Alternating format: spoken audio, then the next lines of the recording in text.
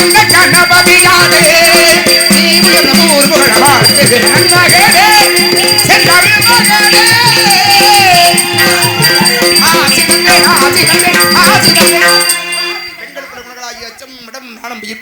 என்ற அத்தனை குணங்கள் ஒருங்கமையப்பட்ட நான் வந்தவுடன் அன்பு பக்தி வாசம் உபசரித்து உன்னை வாழ்க பல்லாண்டு என் வாழ்த்துவதோடு மட்டுமல்லாமல் உன்னை பற்றி விவரங்களை தெரிந்து கொண்டாலும் கூட உடைய நாவிலிருந்து ஒரு சில விவரங்களை கேட்கலாம் நினைக்கிறேன். கேட்டால் தகுந்த விவரம் வருமா?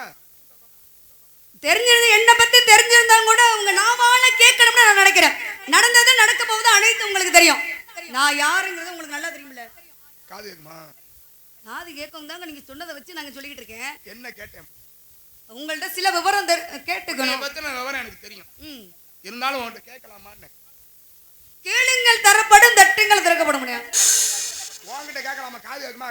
கேட்க வேண்டிய இடம் பார்த்து கேட்கணும். உனக்கு தெரியும். என்னட்ட கேட்கணும்ன்றீங்க. கேட்டா பதில் வருமா? ஏராளமா கேளுங்க, தாராளமா பதில் சொல்றேன். நீ தாராளமா அப்படியே பதில் சொல்லிட்டாலும் இருங்க. ஏராளமா கேளுங்க, தாராளமா பதில் சொல்றேன். அப்படிப்பட்ட ஆளு கடை சாமி. நீங்க கேட்கிற கேள்விக்கு தெரிஞ்ச வர பதில் சொல்றேன். தெரியாதுன்னா நாங்களே கேட்டு தெரிஞ்சுக்கிறேன். அதான் கேளுங்க, இல்ல கேட்க வேணான்றதோட நான் பாட்டிக்கிறேன். சரியா? நான் எப்ப பேசுறேனோ அப்பதான் பேசணும். என்ன பண்றது? சரியா? பேசி முடிங்க. மண்டபடிகார்கள் மொழி மாதே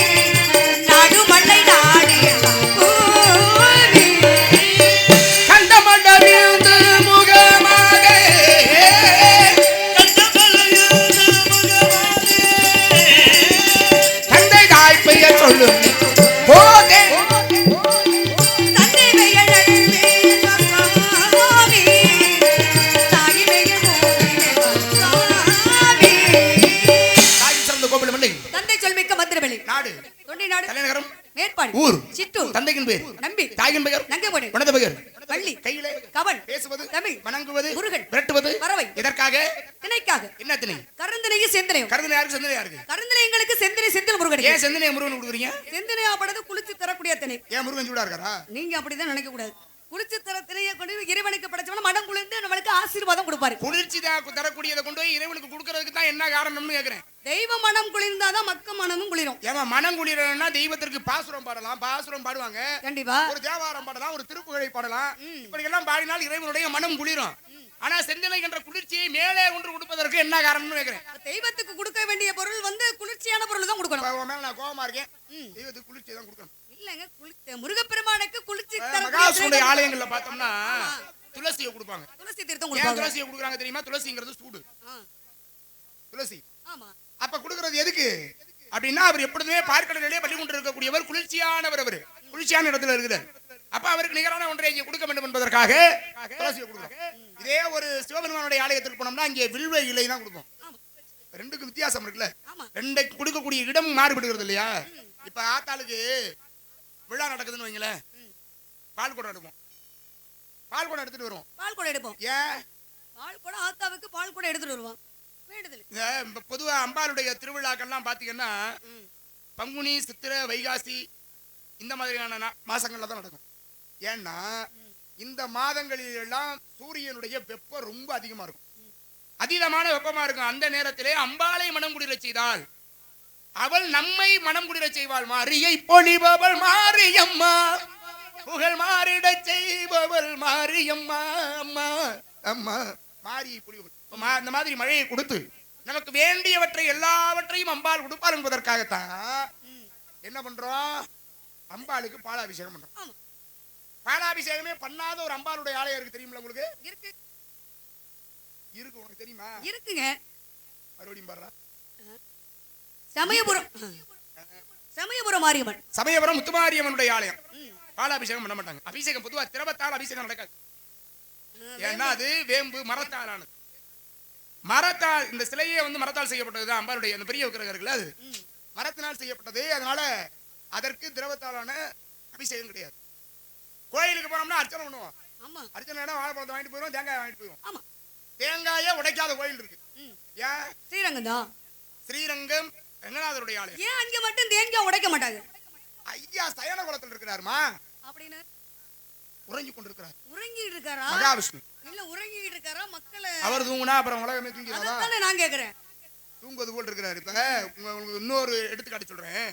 சிவபெருமானுடைய ஆலயங்கள்ல சிவனுக்கு நம்ம கோயிலுக்கு உள்ள போறோம்ல, இப்ப சிவபெருமானுடைய இடப்பக்கத்துல ஒருத்தர் இருப்பார். நமக்கு கோயிலுடைய வலப்பக்கம், இடமிருந்து வலம் சுத்தி வரும்பொழுது வலப்பக்கம் ஒருத்தர் இருப்பார். அவருக்கு பேரு சண்டிகேஸ்வரர்னு பேரு. சண்டிகேஸ்வரருடைய கோயிலுக்கு அவர் இருக்கிற இடத்துக்கு முன்னாடி போய் எல்லாரும் கையை தட்டி சாமி கும்பிடுவோம்.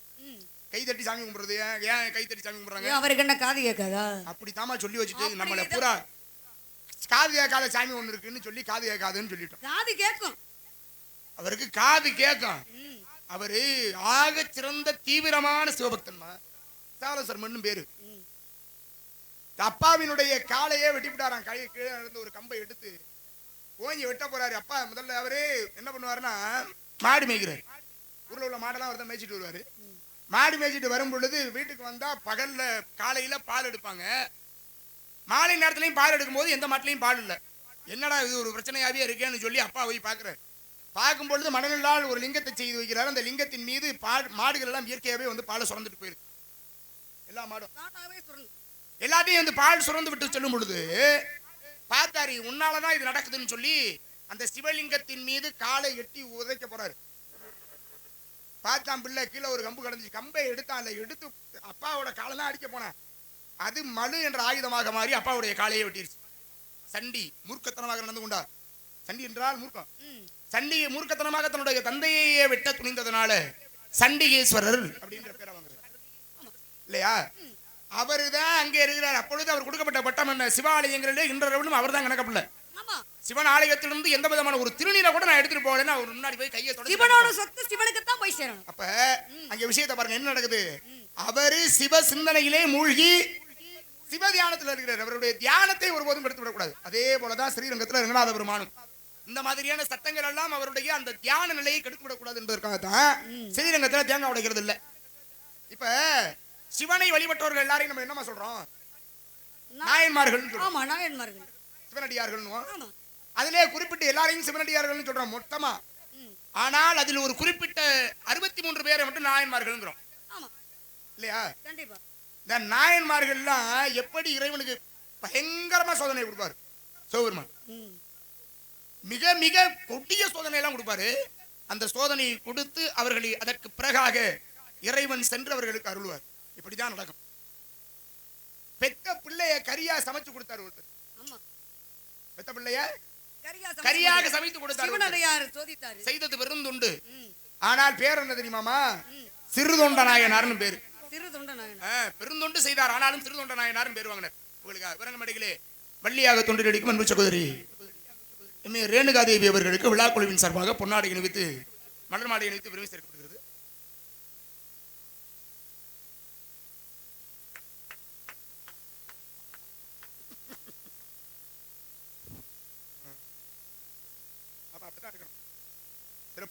பொன்னாடை போத்தி மாலை அணித்து கௌரவப்படுத்திய அன்புள்ளங்களுக்கு உள்ளங்கிருந்த நன்றி. வணக்கம். வணக்கம். சிவனடியாரா பத்தி தன்னோட பிள்ளையே பிள்ளைக்கரியா கேட்டாருன்னு சொல்லி சிவனடியாருக்கு கொடுத்தார். அப்ப சிவபெருமான் சோதித்தார். அதே நேரத்துல ஏழையாக இருந்தாலும் என்ன ஒரு சிவனடியார் வந்து ஒருவனை தோதிக்க வந்தார். அப்ப சோதிக்க வர்ற நேரத்துல அப்ப சிவனடியார் வந்திருக்காரு. இந்த நேரத்துல இல்லையே நெல்லை என்ன பண்ணிருக்காங்க? விதைச்சிருக்காங்க. தன்னோட மனைவி கிட்ட சொன்னார், சிவனடியார் வந்திருக்காரு, வந்தவர்களுக்கு பரிமாறம் அதெல்லாம் இருக்கட்டும். ஆடை கொடுத்தார்ல. ஆடை எதுக்கு? ஆடை ஏன்? மானத்தை காப்பதற்கு. ஆடை கொடுத்தார். ஆடை என்பது மானத்தை, நம்முடைய மானத்தை காப்பதற்கு. பாரதத்துல ஒரு பொம்பளைக்கு மானம் போச்சு. பாஞ்சாலிக்கு இந்த மானத்தை காக்கக்கூடியது யாருடைய பொறுப்பா இருக்கணும்? கண்ணனோட பொறுப்பா, தன்னோட கணவன் பொறுப்பா இருக்கணும். அதனாலதான் பொம்பளை மேல பொன்னாடை வாங்குறது இல்லை. ஏன்னா புருஷன் தான் வந்து மேல ஆடை போடணும் அப்படிங்கிறது. இது நம்முடைய மதிப்பு. இது ஆனால் அண்ணனான கிருஷ்ண பரமாத்மா பாஞ்சாலிக்கு துணி கொடுத்தார். அது மாதிரிதான் இல்லையா? அதுதான் சொல்ல வரேன். அப்படிதான் சொல்ல. அதை சொல்வதற்காக அந்த பேச்சையே எடுத்தேன். அது கணவனுக்குரியது. ஆனாலும் அண்ணன் ஒரு தங்கையுடைய மானத்தை காக்கலாம் அப்படிங்கிறது வெளிப்பாடு தான் அங்க. பாஞ்சாலிக்கு துச்சாதனுடைய அவை துரியோதனுடைய அவையிலே துச்சாதனன் துகில் உரியும் பொழுது கிருஷ்ண பரமாத்மா ஆடை கொடுத்தார். அது மாதிரி உங்களுக்கு இங்க ஆடை கொடுத்து சிறப்பு அளித்த அன்பு அண்ணா அவர்களுக்கு நன்றிகிட்ட வணக்கம் கொடுத்திருக்காங்க. ஆனா இவ்வளவு பெருமைப்படுத்துற அளவுக்கு நீ ஒண்ணு அவ்வளவு பெரிய ஆள்லாம் இல்ல. ஏன் போத்துனான்னு தெரியும். நீங்க அவ்வளவு பெரிய ஆளுன்னு நீங்க சொல்லக்கூடாது. இருந்த பள்ளத்தை தள்ளிச்சா வந்த பள்ளமா நீங்க பேசக்கூடாது. உனக்கு இன்னமும் தெரியல பாரு. என்னன்றிய இருந்த வெள்ளத்தை வந்த வெள்ளம் தள்ளினாதான் அந்த இடம் சுத்தமாகும். தண்ணி நல்லா இருக்கும். வந்த வெள்ளத்துக்கு இருந்த வெள்ளம் இருந்தா தண்ணி கடை தண்ணியாவே கடந்துச்சுன்னு வையே. ஆமா கெட்டு போயிருமா? யாரு சொன்னா அப்படி? பாசி பிடிச்சிரும். அதனால தண்ணி அழுக்காயிரும். அப்ப நீங்க எங்க அண்ணன் சொன்னார் நாரத மகரிஷி இந்த இடத்துக்கு வந்திருக்காரு. ஆமா அப்படின்னு சொன்னார். ஆமா.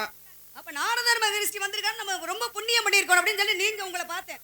பார்த்தவன நீங்க வந்து அவ்வளவு பெரிய ஆளுன்னு கிடையாது. நீங்க சொல்லக்கூடாது. வரவேற்பு கொடுத்தீல்ல, வரவேற்பு எப்படி வேணா பாருங்க. நாரத மகரிஷின்னு எப்படி வேணாலும் கொடுத்துருக்கலாம். கண்டிப்பா. குறிப்பா அந்த அம்மா என்ன சொல்லுது, ராவணனுடைய தாத்தாவே வருக அப்படின்னு சொன்னியா? ராவணனின் தாத்தா அவர்களே வருக. ஏன் சொன்ன? ராவணனுக்கு நாரத தாத்தா. ராவணனுக்கு இங்க தாத்தாவா இருந்ததுனாலதான் நான் காரணத்தோட சொல்றேன். ராவணனுக்கு நாரதர் எப்படி தாத்தா? இல்ல நீ முதல்ல ராமாயணத்தை கொண்டு வந்து இங்க வைக்கும் பொழுதே உங்ககிட்ட அதுல இருந்து நான் என்ன வேணாலும் கேள்வி கேட்டு உனக்கு ஒண்ணுமே தெரியல, நீ நான் சும்மா தான் வந்தேன்ற மாதிரி காட்டி விட்டுட்டு போயிட முடியும் என்னால. எனக்கு ஒரு பழக்கம் இருக்குமா இயற்கையாவே. மேடையில யாரு எந்த வள்ளி வந்தாலும் சரி, அது உன்னை மாதிரி ஒண்ணுமே தெரியாத ஆளா இருந்தாலும் பிரச்சனை இல்லை. எனக்கு ஒரு பழக்கம் இருக்கு. மேடையில நிக்கிற ஒருத்தருக்கு ஒண்ணுமே தெரியாதுன்னு ஊர்ல காட்டி கொடுத்து இதெல்லாம் எதுக்கு தான் வள்ளி வேஷம் போட்டு வருதோ தெரியல.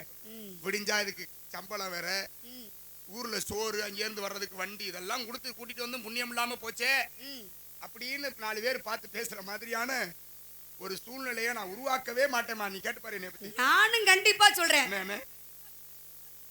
இல்ல இல்ல நானும் கண்டிப்பா சொல்றேன். இந்த நாரதர்னு யாருங்க? நீ யாருக்கிட்ட வேணாலும் விசாரிச்சு நானுங்க. ஏன்னா வெங்கடேஸ்வரன் நாரதர் வந்தா வெங்கடேஸ்வரனோட சேர்ந்து நடிக்கிறதுக்கு அவ்வளவு பேரு அவ்வளவு ஆர்வமா இருப்பாங்க. ஏன் தெரியுமா? என்ன காரணம்? அப்படி ஆளு நீங்க. நான் ரொம்ப நல்ல மனுஷன் அப்படின்னு நீங்க நினைக்கிறீங்க. நீங்க இன்னைக்கு பாக்குறீங்கல்ல, இல்லங்க நீங்க சந்திக்கிறீங்கல்ல. இப்ப வெங்கடேஸ்வரன் வந்து சாதாரண ஆளு கிடையாது. அழைச்சாத்தான் வருவாரு, அழைக்காட்டி வர மாட்டார்.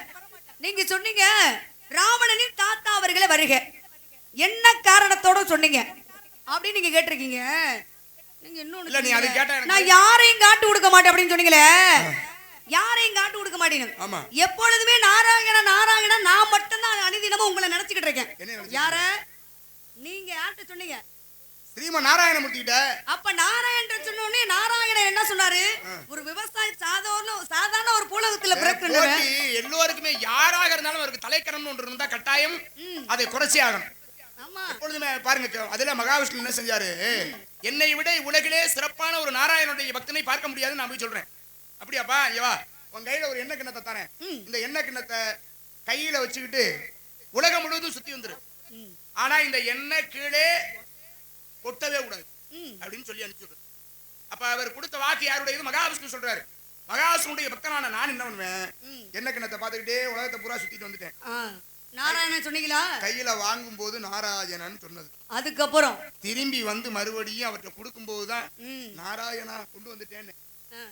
அப்ப பாருங்க, எப்பொழுதுமே நாராயணனுடைய நாளிகைக்கு ஒரு முறையாவது நாராயணனுடைய பேரை சொல்லக்கூடிய என்னுடைய வாயிலிருந்து அவர் என்ன கிண்ணத்தின் மீதே கவனம் இருந்துச்சு. என்ன இல்ல, நாராயணன் அந்த வார்த்தை, நாராயணங்கிற வார்த்தை என்னுடைய வாயில வரல. அப்ப பூலோகத்திலே பிறந்த ஒருவன் தன்னுடைய வேலைக்கு கிளம்பும் பொழுது, காலையில வயலுக்கு கிளம்பும் போது நாராயணன் சொல்லுவான். திரும்பி வந்து வீட்டுல வேலையெல்லாம் முடிச்சுட்டு படுக்கும் பொழுது நாராயணன் 2 முறை தான் சொல்லுவான். ஆனால் 2 முறை சொல்லக்கூடிய அந்த வார்த்தையை தன்னுடைய வாழ்நாள்ல ஒருபோதும் சொல்லாம இருந்தது இல்லமா. அவன் தான் சிறந்த பக்தனாக இருக்க முடியுமே தவிர, நீ ஒரு செயலை செய்த ஒரு கவனம் அங்க போயிருச்சு, பக்தி என் மீது இருந்த பக்தி உனக்கு மாறிவிட்டதுன்னு சொல்லி என்னுடைய ஆணவத்தை போக்கினார். என்ன கொடுத்ததுனால இன்னொரு விஷயம் பாருங்க, கருடன் இருந்தார்ல, கருடனுக்கு ஒரு முறை இந்த மாதிரி திமிரு. இந்த ரொம்ப மதிப்பிற்குரிய பறவையை நான் தான் ரொம்ப வேகமா பறக்கக்கூடிய ஆளு அப்படின்னு சொல்லி கொஞ்சம் ஆணவம் அதிகமா வந்துருச்சு. ஏன்னா இருந்த இடம் அப்படி பெரிய இடத்துல இருந்துச்சுல. யாருக்கிட்ட? மகாவிஷ்ணுடைய வாகனம் பெரிய இருக்கிற இடம் அப்படி இல்லைன்னா கொஞ்சம் திமிரு வந்துருச்சு. பார்த்தார் மகாவிஷ்ணு, பூலோகத்துல போய் ஆஞ்சநேய பெருமானை ராமபுரம் அழைப்பதாக சொல்லி அழைத்து வான்றார். எப்ப? வைகுந்தத்துல இருக்கும் பொழுது. வைகுந்தத்துல அவர் மகாவிஷ்ணுவா தான் இருப்பாரு. இப்ப கீழே வந்து அவன் ராம பக்தன் தானே, அதுல இருந்து மறுபடியும் என்னோட வான்னு கூப்பிடும் பொழுது போகாம இருந்ததுக்கு என்ன காரணம்னா, அங்கே என்னுடைய ராமன் இருக்க மாட்டார், ராமன் இருந்தா தான் நான் வருவேன்னு சொல்லி ராமநாமங்கள் எங்கெல்லாம் போயிருக்கின்றதோ அங்கெல்லாம் நான் இருப்பேன்னு ஆஞ்சநேய பெருமான் சொல்லி அனுப்பிச்சு விட்டாரா. அனுப்பிச்சு விட்டோன்னு அவர் வந்தாரு. வந்தவர் ஆஞ்சநேய பெருமான் கேட்கிறாரு, உன்னை ராமபிரான் வைகுந்தத்திற்கு அழைத்து வர சொன்னார், என் மீது ஏறிக்கொள், நான் உன்னை கொண்டு போய் விடுறேன்னாரு. சரி நீ போ, நான் வந்துடுறேன் அப்படியே சொன்னார் அப்படின்னு சொல்லி கருடனை வழி அனுப்பி வைத்து விட்டார் வைகுந்தத்திற்கு. வைகுந்தத்திற்கு வழி அனுப்பி விட்ட உடனே திரும்பி கருடன் வந்து சொல்லுது மகாவிஷ்ணுகிட்ட, நான் சென்று, ஏன்னா ஒரு கருவம், உன்னால் வர முடியாது வைகுந்தத்துக்கு, நான் தான் உன்னை கூட்டிட்டு போக முடியும் அப்படின்னு ஆஞ்சநேய பெருமாள் தன்னுடைய கருவத்தை வெளிப்படுத்தியது. போய் சொல்லுது, நான் ஆஞ்சநேயனை போய் கூப்பிட்டேன், அவர் வர முடியாது, நீ போ, நான் வர்றேன்னு சொல்லிட்டாரு அப்படின்னு சொல்ல. இது போய் சொல்லும் பொழுது அவர் திருப்பி என்ன சொல்றாரு, ஆஞ்சநேயர் வந்து என்னை சந்தித்து விட்டே பிறகு நேரம் பூலகம் சென்று இருப்பான்றார் மகாவிஷ்ணு. அப்பத்தான் தன்னுடைய ஆணவத்தை எது உணர்ந்தது. சாதாரண ஒரு குரங்கு என்று நினைத்தவனை, ஆனால் அவன் நாமர்வதற்கு முன்பாகவே வைகுந்தம் என்று அங்கே மகாவிஷ்ணு ராமராக மாறி இருந்த திருவதார காட்சியையும் பார்த்துட்டு பூலோகத்துக்கே நேரம் போயிருப்பான். மண்டையில கணம் இருந்தா அது அறிவு, மண்டக்கணம்னு ஒண்ணு இருந்துச்சுன்னா அது அழிவு. அது மாதிரி நீங்க மண்டக்கணமா நிக்கிறோம் நீங்க நினைக்கிறீங்களா? நான் மண்டக்கணமானா நிக்கவே மாட்டேமா. யாரு? என்னைய மாதிரி சாதுவான ஆளை பார்க்கவே முடியாது, ஆனா என்னைய மாதிரி கோபக்காரனையும் பார்க்கவே முடியாது. பாப்போம், நீங்க தான் வந்திருக்கீங்கல்ல. நானு இல்லம்மா வழிய சண்டைக்கு போக மாட்டேன், எனக்கு பிடிக்காத பழக்கம். ஆனா எனக்கு பிடிக்காத ஒண்ணு நடந்து சண்டைன்ற மாதிரி வழிய வந்துச்சுன்னு வையேன், அதை விடவும் மாட்டேன். எனக்கு நாரதர்னு வந்தாவே எனக்கு பிடிக்க மாட்டேங்குது. அது என்னென்ன காரணம் தெரியல. ஏன்னா கால் வச்சா கலகம் நான் கடந்தா நடந்தேன். முதலே கலகமாக இருந்தாலும் முடிவு நன்மைகளே முடியும் என்கின்ற பெருமை இருக்கிறது நம்முடைய கலகத்துக்கு. பாட்டுக்கு நாரதர்னு நான் ஏத்துக்கிறேன். அதே நேரத்துல தீர்க்க சுமங்கலி பகவான் சொன்னீங்க. ஆமா, தீர்க்க சுமங்கலி பகவான் சொன்னதுனால அவ என்ன பண்ணான்னா சத்தியவான திருமணம் பண்ணிக்கிட்டா. ஒரு வருடத்துல உயிர் போயிருச்சு. யமன்ட்ட போய் தம்முடைய கணவன் உயிரை மீண்டும் திரும்பி போராடி வாங்கிட்டு வந்தா. ஆனா வாங்கிட்டு வந்தா முடிஞ்சிட்டு போனதுக்கு அப்புறம் கூட புருஷனை விடல வாரு. யாருங்க? தன்னோட பெண்ணாகப்பட்டவள் அந்த முதல்ல வந்து அவன் என்ன பண்ணா, தன்னோட அறிவை பயன்படுத்தி முதல்ல வந்து என்ன கேட்டா, முதல்ல தன்னுடைய நாட்டை முதல்ல தாய் தகப்பனுக்கு பிள்ளை வேணும் கேட்டா.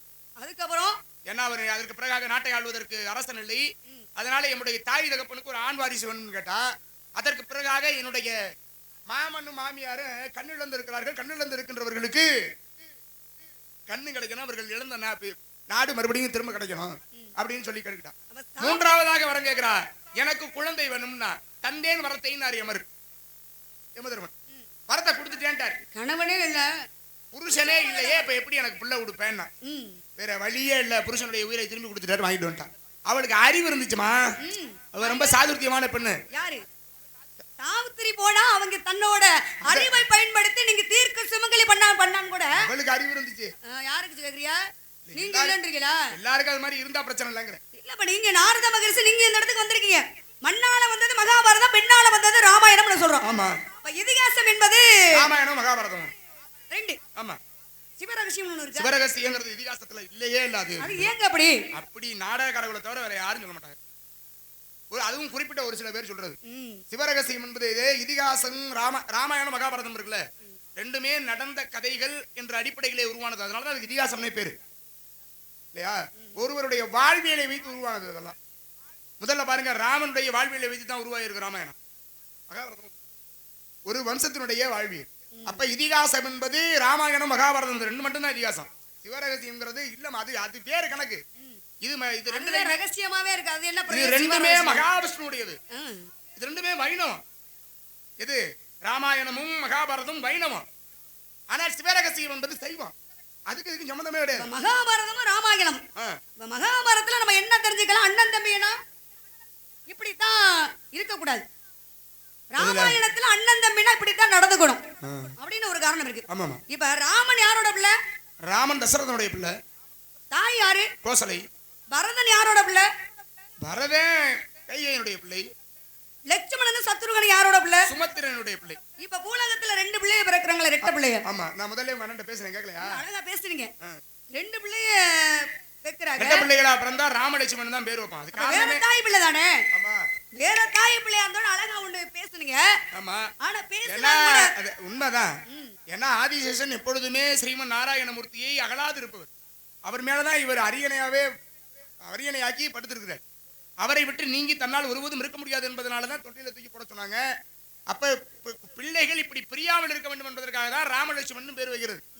ஆனா உடன் பிறந்தால் 2 பேர் பிறந்தாங்கன்னா அது சத்ருகணனும் லட்சுமணன் தான் ஒன்னா பிறந்தாங்க இல்லையா? காமிமுனி அணிஞ்சு சன்னியாசி உருவமா வனவாசம் போனாங்க. ஆமா போனாங்க. ராமன், லட்சுமணன், ஸ்ரீ இவங்க 3 பேரும் வனவாசம் போகும் பொழுது சூப்பனைய வந்து ராமன் மேல ஆசை வச்சான். அதையும் மன்னன் பேசினேன். இல்ல பேசுனீங்க. ராமன் மேல ஆசை வச்சா மூக்க அறுத்தாங்க. ஆமா அறுத்தாங்க. சரி மூக்க அறுத்தாங்கல்ல? ஆமா. எதுல அறுத்தாங்க? வாள்ல தான் அறுத்தாங்க. காட்டுக்கு எப்படி போனாங்க?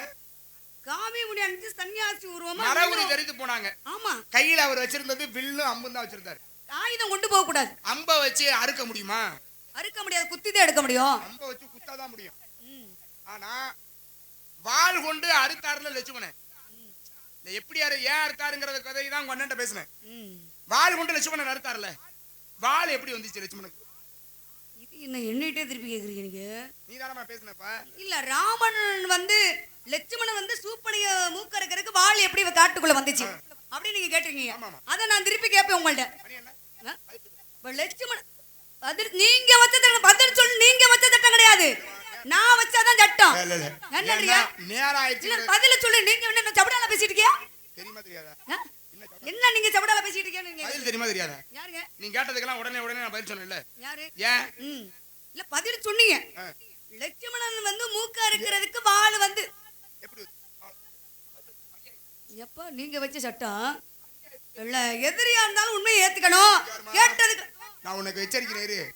பேச முடிச்சா நீங்க பேசணும். அதுக்கப்புறம் நீங்க பேச கூடாது. என்ன சொல்றேன்னு கேளுங்க. நான் சட்டம் போட்டேன்னு நான் சட்டம் போடுறேன். நான் வச்சதான் சட்டம், நீங்க வச்ச சட்டம் கிடையாது. இவ்வளவு நேரம் உன்னை நிக்கவே விட மாட்டேன். யார் இருங்க? சரி போனா போயிட்டு போகுது. நேரம் மணி 4 ஆக போகுது. நாளை சும்மா நாரதர் மகரிஷி நம்ம இடத்துக்கு பெரிய மனுஷன் வந்திருக்காரா அப்படினா நொறுக்கி புடியே நொறுக்கி. நாளை தூக்கி போடு. சவுடால் பேசுறது, நீங்க சவுடால் பேசி வேற சட்டம் போடுறது என்னடியா? இதெல்லாம் வேற யார்கிட்டயாவது வச்சுக்கணும். நீங்க வேற ஆளு நீங்க வச்சுக்கங்க. என்னடியா? கழுத்தை திருப்பி தனியா வச்சு நான் தூக்கி அந்த பக்கம் வீசிடுவேன் உங்களை. யாரு? நான் நீங்க கேள்வி கேட்டிருக்கீங்க, நான் விளக்கத்தை சொல்றேன். நல்ல அரைக்க அப்படி உலக்கமா இருந்துகிட்டு நெட்டே நம்பனால குட்டே நம்ப கூடாதுன்னு சொல்லிருக்காங்க. அன்றைக்கு அகத்தியர் முனிவர் வந்து பெருமாளிஸ்லயா குற்றால ஈஸ்வரன் பார்த்தனாரு. அகத்தியர் உண்ணா யாருங்க? அவர் ஆம்பளை. நெட்டே நம்பனால குட்டே நம்ப கூடாதுன்னு சொல்லிருக்காங்க. பொம்பளை. யாரு? அவர்கள் நீ உண்ணா. பெண்ணை நீங்க யாருங்க? அகத்தியர் நீ உண்ணாமா? பெண்ணை நீங்க நினைக்க கூடாது. அகத்தியர் நினைச்சா ஒரு மகாவிஷ்ணுடைய சிலையே குருகு என்று சொல்லி சிவலிங்கமாக மாற்ற முடியும். உன்னால முடியுமா? சிவலிங்கத்தை வந்து உன்னால என்ன முடியும்? பறந்து விரிந்து ஓடிய பொன்னி என்ற நதியை தன்னுடைய கமண்டலத்துல புடிச்சு அடைச்சு வச்சு காவிரி என்ற பெயரோடு மீண்டும் ஓட செய்ய முடியும் அகத்தியரால. அப்ப நீங்க சொன்னீங்க பெண்ணுதான். அப்ப சிவ யாரு? அகத்தியர் முனிவர் தான் அன்றைக்கு வந்து பெண்ணை என்ன பண்ணா? இந்த இருக்கிற பறவையே விரட்ட முடியல. இங்க கத்திக்கிட்டு திரியற கேட்டகளுக்கு பதில் சொல்லுங்க. நான் பேசுறேன். நீங்க சொன்னீங்க அகத்தியர் முனிவர் அங்க குற்றால ஈஸ்வரர் ஒரு சிறப்பு இருந்துச்சு அப்படின்னு சொன்னீங்க. அவையாகப்பட்ட சிவபெருமானை மட்டும் பார்க்க போனால சிவபெருமான இருங்க, சிவபெருமான பார்க்க போனால அப்ப கலைப்பார்வதற்கு உட்கார்ந்துருந்தா. அப்பதான் பராசக்தி கேட்டாலாம், சிவனை பார்க்க போறீங்களே நீங்க நடந்து போங்கன்னு கேட்டா. அப்பதான் அவையாகப்பட்ட என்ன சொல்லலாம், அம்மா சிவனை பார்க்க வந்தேன், கொஞ்சம் கலைப்பாரி விட்டு அதுக்கப்புறம் நடந்து போறேன். நீங்க தானே சிவனை நினைச்சு தானே போறேன்னு சொன்னீங்க. சிவனை மட்டும் நினைச்சிட்டு போக வேண்டியதானே, அப்புறம் ஏன் உடம்புல சக்தியை கேக்குறிய அப்படின்னு அன்றைக்கு பராசக்தி அவைக்கே வந்து புகட்டினாலாம். அதனாலதான் ஒரு குடும்பத்துல வந்து ஒரு ஆணும் என்னங்க திருமாலிருஞ்சோலையில அழகர்மலைன்னு இன்னைக்கு பேரு. அவ்வை தமிழ் பெருங்கிழவி, தமிழிலே தன்னுடைய தமிழ் பெரும் மூதாட்டி அவ்வை. அப்பேற்பட்ட அவ்வைக்கே சுட்ட பழம் வேண்டுமா சுடாத பழம் வேண்டுமா என்று அறிவு புகட்டினார் சிறு பிள்ளையா முருகப்பெருமான் இல்லையா? சின்ன பிள்ளையா சிறு குழந்தையாக இருந்து அறிவு புகட்டுகிறார். அப்ப எல்லோரும் பெரியோரெல்லாம் பெரியோரும் இல்லரு, சிறியோரெல்லாம் சிறியோரும் இல்லரு. பெரியாளில் நினைக்கிறவன் எல்லாரும் பெரியவர் இல்ல, சின்ன பிள்ளை நினைக்கிற எல்லாரும் சிறியவர் அல்ல. அதுக்காக இந்த உலகத்துல ஒண்ணுமே தெரியாதவர்னு யாரும் கிடையாது, எல்லாம் தெரிஞ்சவர்னு யாரும் கிடையாது இல்லையா? சூப்பனே இருக்கிறதுக்கு வாள் எப்படி வந்திருக்கு அப்படின்னு கேக்குறீங்க. நான் விளக்கம் சொன்னா புரிஞ்சா? யாருங்க? அவ்வையார் வேஷம் வர பொண்ணு ஒரு கண்டிப்பா. இதுக்கெல்லாம் நேரம் குறைவா இருக்குங்கிறதுனால கொஞ்சம் ஏதோ பொறுமையா பேசலாம்னு பார்த்தா உனக்கெல்லாம் எவ்வளவு சின்னக்கா இருந்துச்சுன்னா இருங்க. போட்டின்னு வந்துட்டா நான் போட்டியே வருமா? என் கூட போட்டி போடுறதுக்கு முதல்ல ஒரு தகுதி இருக்கணும். நீங்க என்னட்ட நின்னு பேசுறதுக்கு உங்களுக்கு பாருங்க இறக்குனீங்க. நான் உங்களுக்கு வீடு நின்னு பேசாம வேணா உட்கார்ந்து நீங்க நிக்கிறீங்களே வழியில அங்கேயே தான் கிடக்கணும். சூப்பனையா இருக்கிறதுக்கு வாள் நான் எப்படி பல வந்தது? ஊருக்கு போறேன்னா என்னால பல பயன் இருக்குமா, உன்னால என்ன இருக்குமா? உங்களுக்கு என்ன தெரியும்ன்றீங்க? உங்களுக்கு என்ன தெரியும்? பதில் சொல்லுமா. இருங்க சொல்றேன். சூப்பனைய மூக்கறக்கு இப்ப சுருக்கமா நான் சொல்றேன், நேரத்தை அனுசரிக்கணும். அப்ப சூப்பனையருக்கு வாள் எப்படி வந்துச்சுன்னா, பஞ்சபடி என்ற இடத்துல லட்சுமணனாகப்பட்டவன் தன்னோட அண்ணனை பழம் பறிக்க மரத்துல ஏறான். அப்ப ஒரு மரத்துல இருந்து ஒரு வாளாகப்பட்டது சத்தமாகட்டும் வந்தது. அந்த சத்தத்தை பார்த்த உடனே வாள் லட்சுமணன் கைக்கு வந்தது. அந்த வாள்ல என்ன எழுதிருக்கா, எதிரில் இருப்பதை வெட்டவும். அப்ப எதிரில் இருந்தது யாரு, சூப்பனைய மகள் தவம் பண்ணிக்கிட்டு இருக்கான். சூப்பனைய மகள் ஏன் தவம் பண்ணிட்டு இருக்கான் தெரியுங்களா? சூப்பனைய புருஷனை கொன்னதே ராவணேஸ்வரன் தான் காவலாளியில் விட்டு கொண்டது. தன்னோட தங்கச்சி புருஷனை பாராம கொண்டு விட்டானே, இவனை எப்படியாச்சும் பழி வாங்கணும். ஆமா என்ன எத்தனை சாமி உங்களை சொல்லல, நீங்க எனக்கு மருமையை வேணும். ஆமா நீங்க எனக்கு அத்தாச்சி வேணும். நான் மருமைன்னு சொல்றதுக்கு நான் காரணம் சொல்றேன், நீங்க அத்தாச்சிங்கிற சொல்றதுக்கு நீங்க காரணத்தை சொல்லணும். நீங்க வந்து அண்ணன் முண்டாட்டினால அத்தாச்சி தப்புடல பத்தியில முடிச்சு விடுறதுக்கு சொல்லணும். அப்ப என்னாச்சு, அதே நேரத்துல அந்த வாளாகப்பட்டதை எடுத்து வெட்டாரு.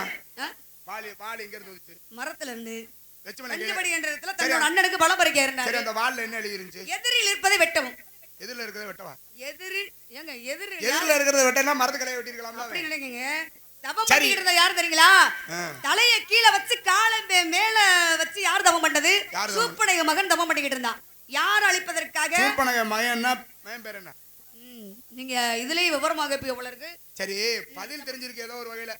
என்னங்க என்ன கல்யாணம் ஆயிடுச்சு உனக்கு? இல்ல குழந்தை இருக்கா? கேட்டதானே. என்ன இருக்கு இல்லன்னு பதில் சொன்னா முடிஞ்சிருச்சு. கல்யாணம் ஆகாம எப்படி குழந்தை? கல்யாணம் ஆகாம குந்தி குழந்தை வத்தா? ஆமா கர்ணனை கல்யாணம் ஆகாம வச்சகந்தி குழந்தை வத்தா? பராசரத்தை. ஏன் நீ பெத்திருப்பியான்னு ஒரு சந்தேகம். ஏன் சந்தேகம் வருதுன்னு கேளு. ஏன்னா குந்தியும் வளர்ப்பு பிள்ளைதான், வச்சகந்தியும் வளர்ப்பு பிள்ளைதான், வள்ளி நீயும் வளர்ப்பு பிள்ளைதான். அங்கே துர்வாசர் என்ற முனிவர் போனாரு, குழந்தை பிறந்துச்சு. இங்கே பராசரர் என்ற முனிவர் போனாரு, குழந்தை பிறந்துச்சு. இங்க நாரதர் என்ற முனிவர் நான் வந்திருக்கேன். அதனால நீங்க நம்பிராஜ வளர்ப்பு பிள்ளை தானே, நாரத மகர்ஷி நீங்க வந்திருக்கீங்களே, அப்படி என்னன்னு கேக்குறீங்களா? எனக்கும் குழந்தை பிறக்க போதுப்பா. யாருங்க குழந்தை பிறக்கணும்னா கல்யாணம் ஆகணும். நீ அந்த மாதிரி வேற மாதிரி அப்பா. ஏங்க கல்யாணம் ஆகாம ஒரு குழந்தைய பார்த்தா உலகம் என்ன? மாப்பிள்ளை ஒருத்தர் இருக்காரு, மாப்பிள்ளை இருக்காப்ல. யாருக்கு பார்த்து வந்திருக்கீங்க? நம்ம பையன் தான், செங்குட்டுவன் பேரு. இப்பதான் உங்களுக்கு நேரம் சரியில்லை. என்ன இல்ல இப்பதான் உங்களுக்கு நேரம் சரியில்லாம நீங்க எழுதிட்டு இருக்கீங்கன்னு நினைக்கிறேன். ஏன் செங்குட்டுவன் சொன்னதுனாலயா? என்ன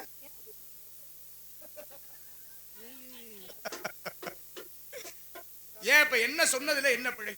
இல்லங்க யார மாப்பிள்ளை பார்த்து வந்திருக்கீங்க அப்படின்னா நீங்க என்ன சொன்னீங்க? செங்கோட்டுவன். செங்கோட்டுவனா குன்று இருக்குமிடமெல்லாம் குமரன் இருப்பார் அப்படின்னு சொல்லுவாங்க. செங்கோட்டு வேலும் எங்க பேரு முருகன்? திருச்செங்கோட்டுல. திருச்செங்கோட்டுல செங்கோட்டு வேலம் தான் மாமா பேரு. இங்க எங்க கேக்குறியா? அவர்தான். ஒரு அசரீரி கேட்கல உனக்கு, உன் காது கேட்காது. ஞானமா இருந்தா தான் கேட்க. என்னங்க ஞான காதுக்கு கேட்கும், பூனை காதுக்கெல்லாம் கேட்காது. எனக்கு கேக்குது, உனக்கு கேட்கல. என்னங்க கேட்டுச்சு? யாரு? ஞான காது எங்க இடத்துல கேக்குது? எங்க இடத்துல கேக்கும்? முருகன் மாப்பிள்ளை. மாப்பிள்ளை துதிப்போர்க்கு வல்வினை போம் துன்பம் போம், நெஞ்சில் பதிப்போர்க்கு செல்வம் பழித்து கதித்தோங்கும், நிச்சயம் கைகூடும் நிமலரருள் கல்த சஷ்டி கவசம் தன்னை.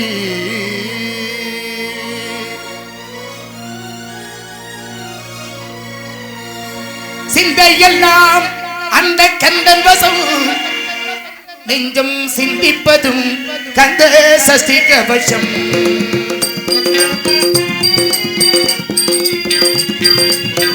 சிந்தையெல்லாம் அந்த கந்தன் வசம், நெஞ்சம் சிந்திப்பதும் கந்த சஷ்டி கவசம். முந்தை வினை அருகே வரக்கூசும் வந்தால் முருகனின் வேல் வந்து அங்கு பேசும். முந்தை வினை அருகே வரக்கூசும் வந்தால் முருகனின் கைவேல் வந்து அங்கு பேசும். அதனால் சிந்தையெல்லாம் அந்த கந்தன் வசம், நெஞ்சம் சிந்திப்பதும் கந்த சஷ்டி கவசம். சஷ்டி கவசம் கந்த சஷ்டி கவசம், சஷ்டி கவசம் கந்த சஷ்டி கவசம்.